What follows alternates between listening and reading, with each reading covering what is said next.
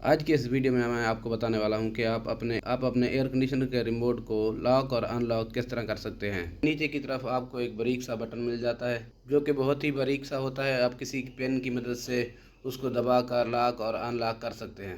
और लॉक इसलिए भी किया जाता है कि कोई बच्चा आपका रिमोट पकड़ भी लेता है तो उसको टेम्परेचर को ऊपर नीचे ना कर दे और एसी को बंद ना कर दे, ताकि आपको किसी परेशानी का सामना ना हो। यहाँ पर मैं आपको बताऊंगा कि इस रिमोट में वो बटन भी नहीं है। यानी अगर अगर वो छोटा सा बटन आपके रिमोट में मौजूद है तो आप उसको दबाकर लॉक या अनलॉक कर सकते हैं। इस रिमोट में ये ऑप्शन मौजूद नहीं है।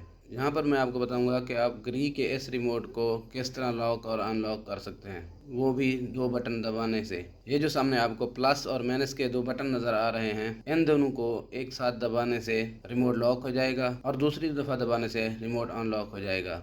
जी दोस्तों, मेरी वीडियो आपको अगर अच्छी लगी तो मेरे चैनल को लाइक